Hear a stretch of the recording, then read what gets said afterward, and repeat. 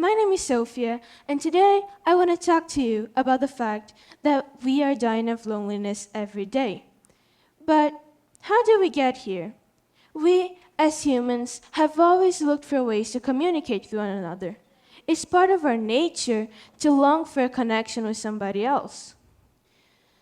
For a while, during our prehistoric days, surviving was only possible when socializing and interacting with other people, while isolating yourself meant certain death.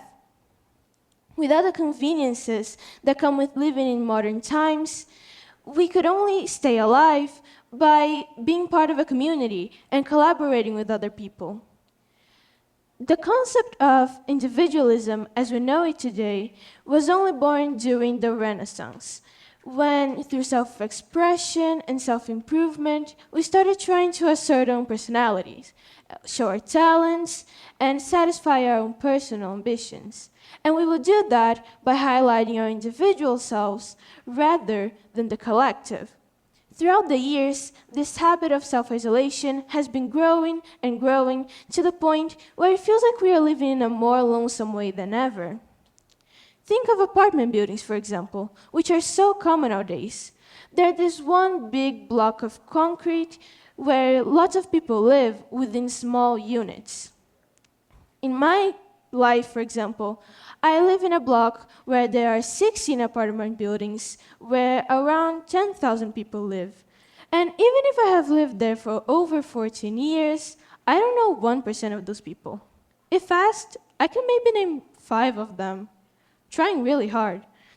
And I know I'm not the only one, because apartment buildings really lack the sense of community that we would get from neighborhoods a couple decades ago.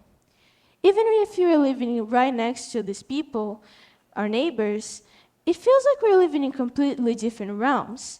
We could each be living the most important day in our lives, and we wouldn't notice that someone else was going through something so important for them.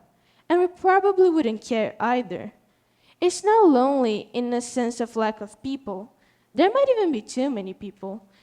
But it's more lonely in the sense that you can look at your neighbor across the hallway, you can acknowledge their existence, but you won't actually know them. You don't really see them for who they are. This example is mostly seen in big cities, but I'm sure each of you inside this room can think of an example in your own personal life. Because this phenomenon of self-isolation has been infiltrating in every single aspect of our lives. But I do believe a new factor has come into play that really aggravated the situation and put it in a place we had never seen it before. In March 2020, the World Health Organization declared COVID-19 a global pandemic, having governments order people to stay at home, isolated. During this time, the people you worked with, the people you studied with, the people you interacted with on a daily basis, sometimes even your own family, they all became a picture behind a computer screen. Suddenly, we were all isolated inside our homes. And anyhow, most of us went through really hard times.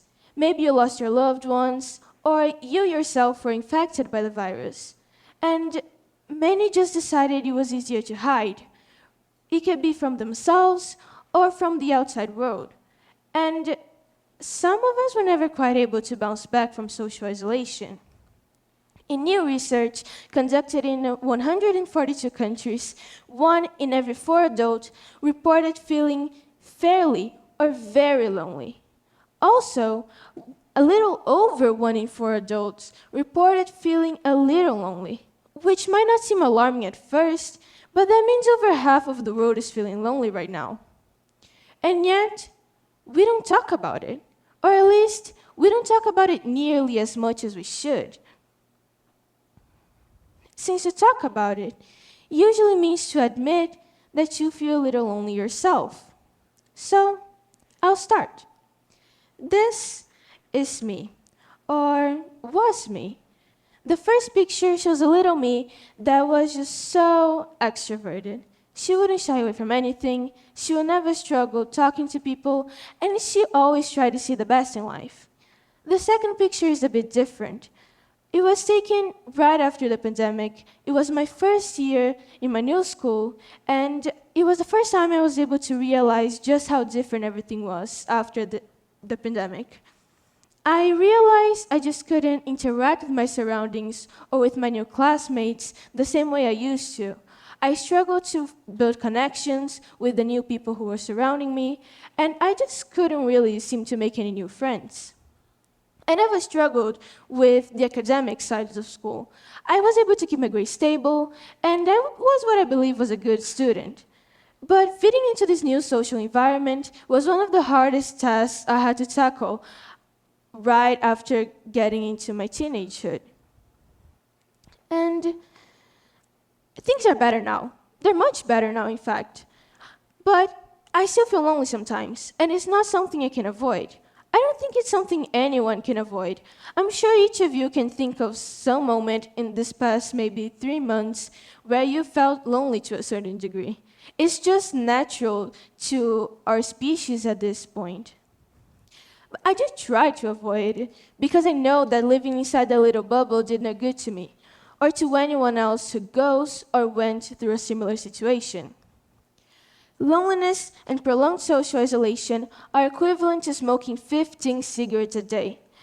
Loneliness has also been linked to other diseases such as type 2 diabetes, heart diseases, strokes, dementia, and even cancer. It has been linked to some of the deadliest diseases we know. And like I said before, it's not something that happened out of nowhere. But it is happening. And why is it happening? I'm going to be honest and say that I don't think it really matters. Or I mean, it does. And I have already given you some reasons. But it would take me hours, even days, to just brush the surface on how we as a society got to this point. So I won't. Instead, I want to focus on how we can fix this. And I won't stand here and say that I have all of the solutions to such a complex problem, because I don't. But I do have 2 ideas on how we can start. First, investing in social infrastructures such as parks, libraries, and community centers is a great way to make sure that people have a community surrounding them. And it is a very effective way to stop them from isolating themselves. But most importantly, we need to talk about it. A big part of the problem is that we don't talk. So, as obvious as it sounds, I think we should talk. Talk about its problems, talk about its consequences, talk about who it affects the most, talk about how it came to be, talk about possible solutions. And if you don't feel ready to talk about your own state of solitude or how loneliness has personally affected you, maybe try talking about anything with anyone. Call that old friend you've been thinking about lately. Talk to the person who sits next to you at work or at school. You can even talk to the person who sits next to you right now. Though I would ask you to wait a little bit, as I'm still speaking over here. If you feel like none of that helps and you're still stuck in the same place, maybe it's time to look for professional help. Sometimes psychiatrists and psychologists can help you better than anyone else. And that is not something to be ashamed about, because allowing yourself to be vulnerable is not a sign of weakness, but of great courage. And I truly hope that if we all come together and try to solve this issue, then maybe we can stop more people from dying of loneliness in the future. Thank you.